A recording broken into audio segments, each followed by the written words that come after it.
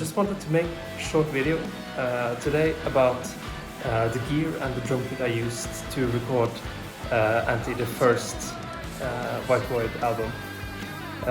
It's going to be a little different, as you may see here, because I'm not currently living in the city where I recorded the album. I live in the south of Norway, in a city called Kristiansand. Right now I'm in Skien, which is a couple of hours north, because I'm currently working at a musical, which is super fun.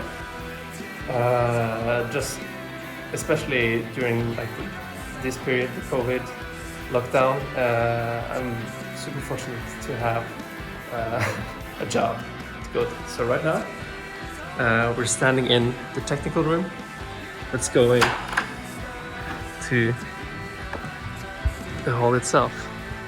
So there's a bunch of stuff going on here. This is the stage. The audience is up there. They're currently working on the lighting.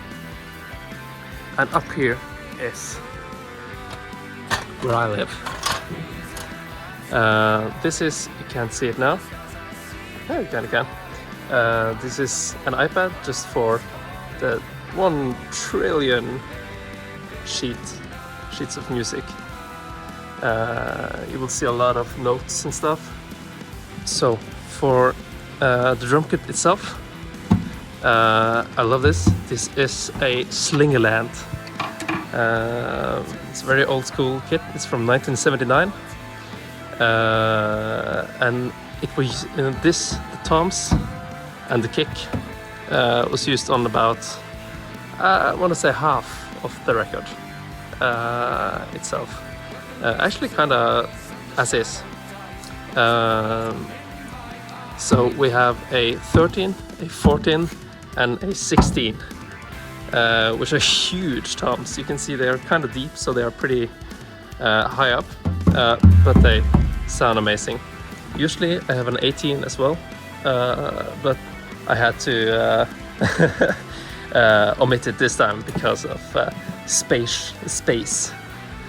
It's kind of a tight fit because we have the bass player over there and me here, and because of the COVID situation we have like plexi here. It's very secure. Okay, so back to the drums. We have the Slingerland kit. As I said, 13, 14, 16, sounding huge. This is I love that for the White Void sound as well. It's like big, deep drums, especially the kick, which is a 24. It's my go-to size, almost always, to be honest, because you just get a kind of a sub that is really nice. And this is a 24, and then it's 14 inches deep, so it's quite shallow. It's you would normally see a little deeper bass drums, maybe a 16-inch or more. But when it's this shallow, it means you get like the punch and the oomph, but the sound also goes away, so you don't get a bunch of like sub spilling over into the next beat. Especially for faster playing, that's really nice. So that's the kit. The other, as I said, this was used for half of the record. The other half was played on a Leedy. That's a drum brand that really doesn't exist anymore, it doesn't get made anymore. And this kit is from 1940. So it's just like,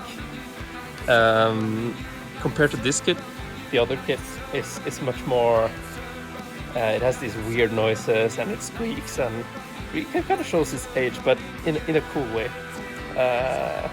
So that's why I switch back and forth. Sadly, I don't have it with me now. Maybe one day you'll get to tour like the studio, which is in another city. So that's that. Let's go to the snare, which is one of my favorite pieces. It's kind of muffled now. Everything is kind of muffled because the room we are in is just super punishing when it comes to reflections. Everything sounds very loud in here, so I have to muffle a lot of things. I've done a horrible thing and I've taped some of the cymbals just to reduce some of the reflections, some of the resonance. So, but for the snare, this is it's kind of hard to see. It's a Craviotto. It's 14 by, I want to say, 8. And it's just a beautiful snare in of itself. I was fortunate enough to meet the name of the company, the maker himself is Johnny Craviotto. He has sadly passed away now, but I'm very glad that I own a piece of his brand and that I got to meet him.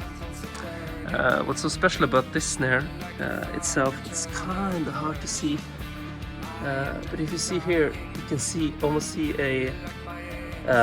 it's joined here. This is a single piece of wood that's bent together. It's bent by using steam, I believe.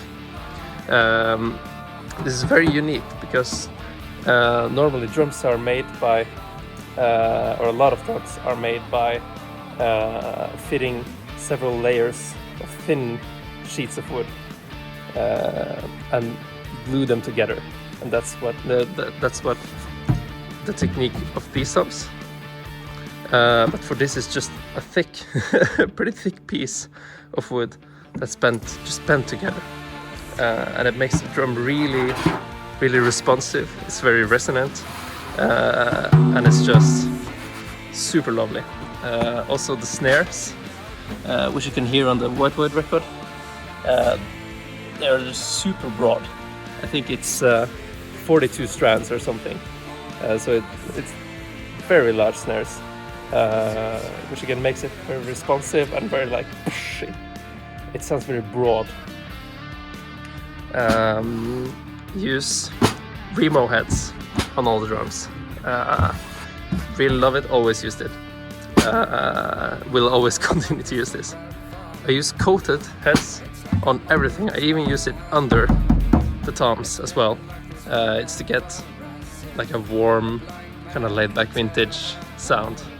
But it still can pack a punch, so it's a really nice blend. That's the coated over and under is a trick I stole from Benny Greb, so kudos to him. Yeah, that's it for the drums, I would say. For cymbals, I really like Istanbul Agop and Zildjians. Not really endorsed by any cymbals, so I just use whatever I feel fit for the job. That might change in the future, but for now that's the way it is. Really love those. And this is super important. I'm sitting, as you saw, I had to climb up here, so I'm sitting on a super thin wooden platform, which when you put cymbals on a stand that is sitting on the platform, you can get some really ugly resonance in the platform itself. You know this if you've played on a drum riser or like thin platforms. But underneath these cymbals is this wonderful thing that's starting to catch on. It's called Cymbal Resonance System, CRS. And what it does, it isolates the cymbals from the stands by making this part free floating. You can see the rubber bending there. And this is just like it's a lifesaver, especially in this situation. The cymbals last longer because you can lay into them and they just kind of can take it. And of course you avoid all those resonances and weird sounds that can come from this. So I'm very thankful that I have this, especially now, but also in general. You should check it out, Cymbal Resonance System. Over here is just a sample pad for for triggering some loops and samples. I have some weird stuff. I don't really use it in the bands I play in, but for this musical it's very handy. And we have some tracks, laptop stuff here. There's a lot going on.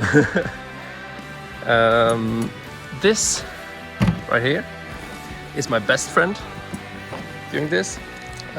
This is just food and snacks, things to keep the blood sugar high,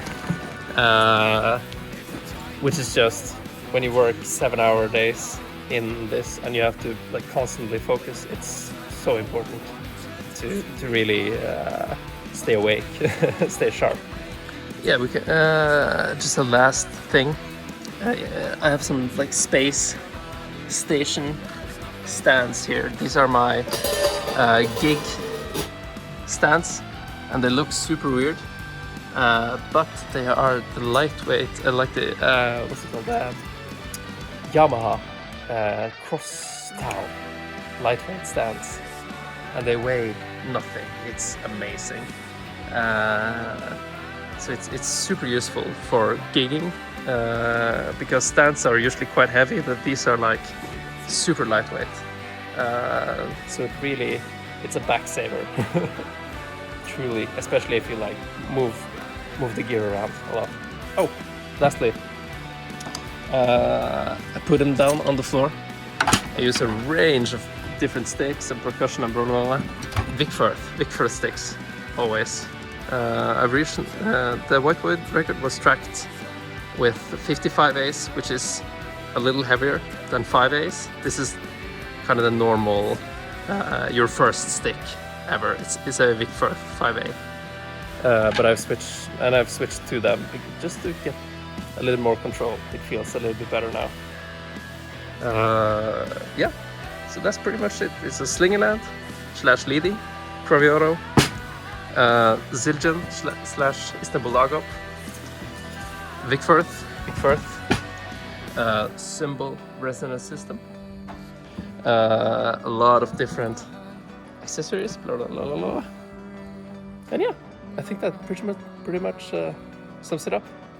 I'll see you around.